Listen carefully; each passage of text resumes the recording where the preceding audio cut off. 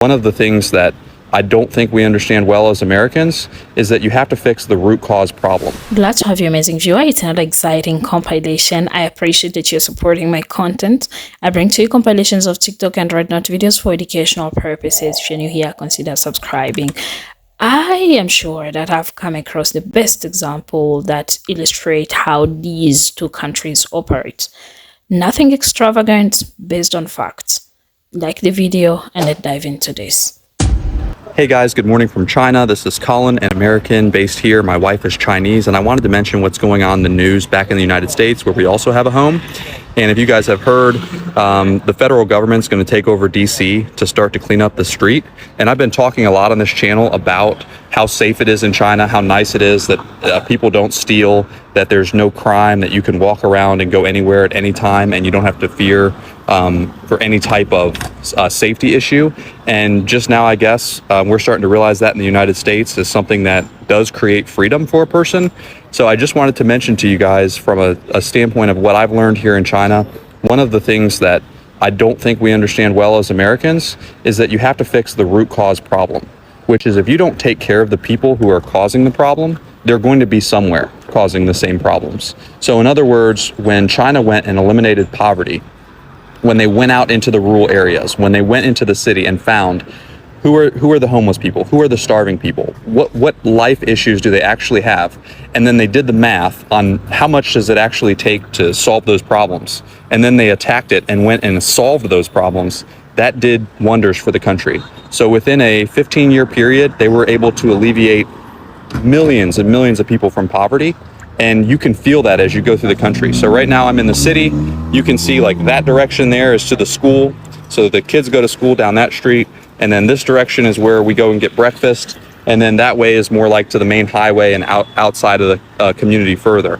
But with that said, again, I can go everywhere safely and live a normal life, and I don't have to fear anything. So I thought it was ironic that just now we're starting to realize that in the United States, that's something that it's like freedom, right? That's actually a part of freedom, being able to live your life freely without having to fear in terms of crime and theft and all of those things. So anyways, guys, that's my little rant for this morning, and hopefully this was helpful and it shows you a side of China you wouldn't otherwise see or hear. Cheers. I'm announcing a historic action to rescue our nation's capital from crime, bloodshed, bedlam, and squalor, and worse.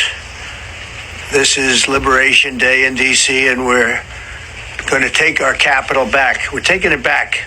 There you have it. President Trump is deploying 800 members of the National Guard to Washington, D.C. He's taking over the D.C. Police Department. He even said that they're going to bring in the military if needed, but he doesn't think that's necessary right now. He's been going after the district for quite some time now over crime. He says it's out of control. Although D.C.'s violent crime rate has actually gone down 26% so far this year. Last year, it was down 35%. I outlined this in my previous video. President Trump saying that Pam Bondi will now take over the DC Police Department.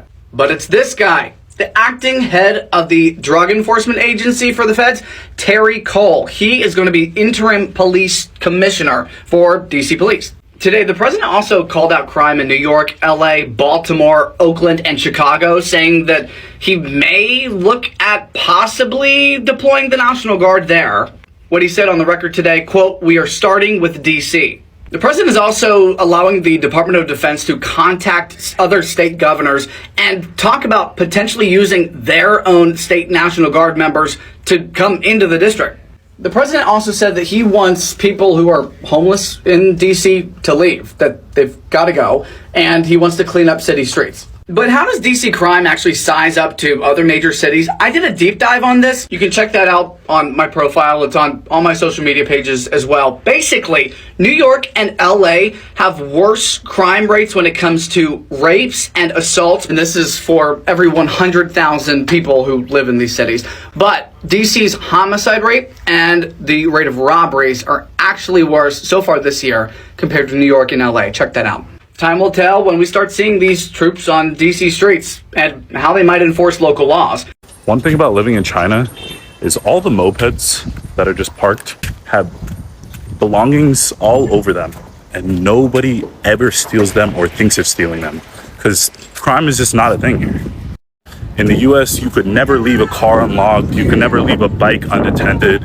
It would get stolen right away, or your things would get taken. But here, it's insane how nobody steals anything, how crime is honestly not even a thing. Based on a simple observation, you can easily tell that the United States has great ideas. You know, having clean cities, ending crimes, amazing. Everyone wants to live safe in their country. But the problem is starting with the end result.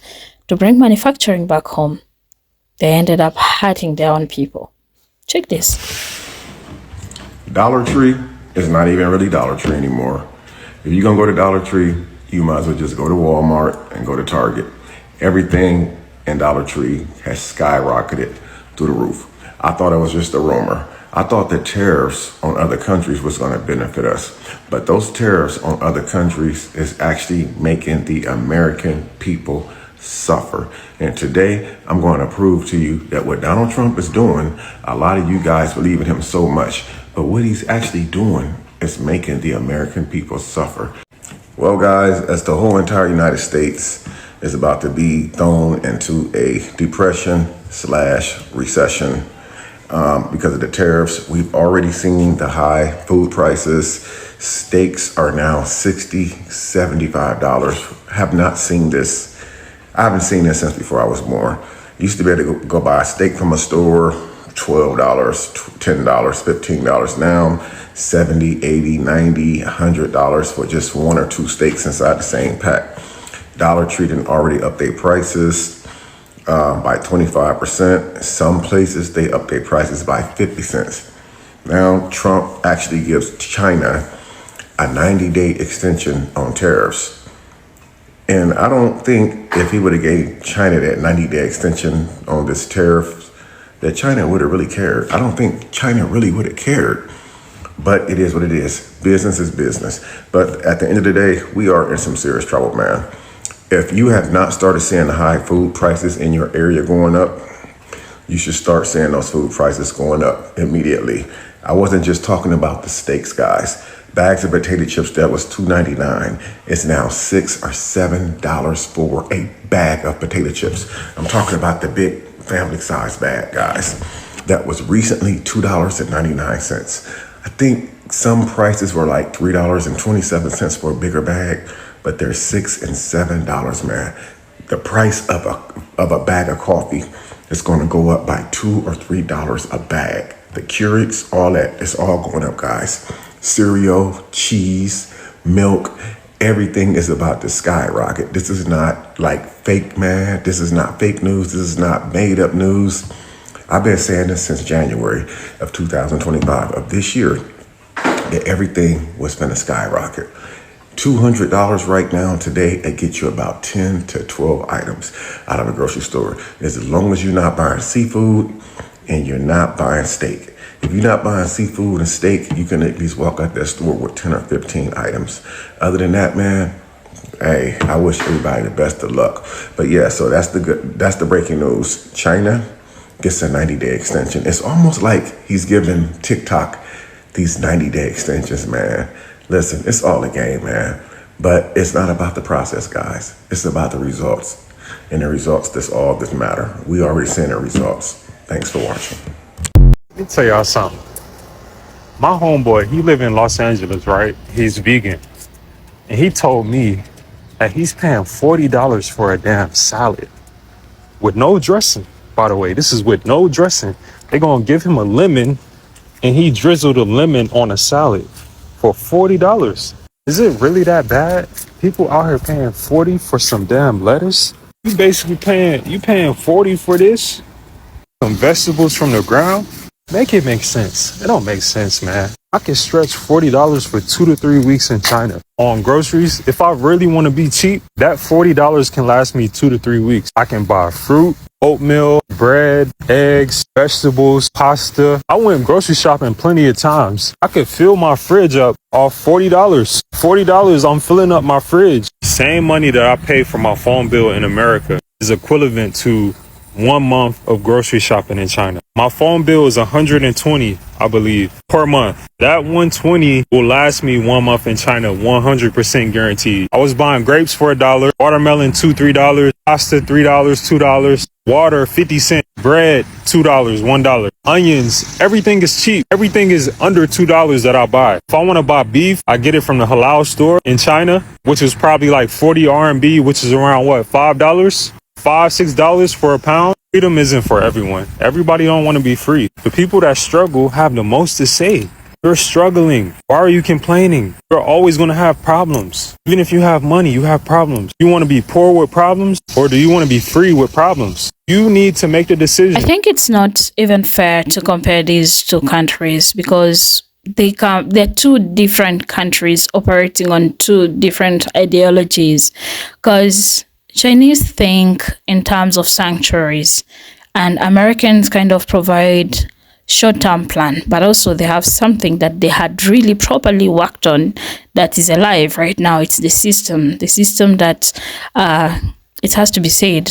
Let's just take it the way it comes out.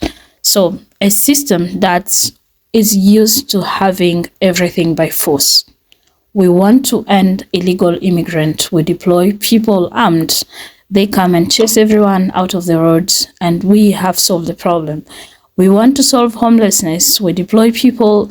They will kind of pick everyone randomly, take them where they are supposed to take them. So these are two different countries that are operating from two different kind of worlds. And comparing them is kind of, should I say, weird? But yeah, since one has power, the other one has action that are really palpable that we can see. I think that's what kind of bring us to compare. But really, ideology wise, no, it's a no comparison thing. Yeah. That what I've concluded. I don't know what you think about this compilation. We can go on and on. The list goes on. If we continue comparing, we'll realize the more we compare, the more we are drawing two long parallels that will never meet unless revolution happens, because that's the only way a system can be brought down. Yeah. I appreciate your support and I'm glad you watched this extent. Let me leave you with this. With everything going on right now, I'm reminded of how back when we were all connected to the Chinese via Red Note or Xiaohongshu, that the Chinese would straight up ask us why we didn't just rebel. Like, why we didn't just have a revolution. Because our politicians treat us like garbage and starve us of things like healthcare. And I just think about that.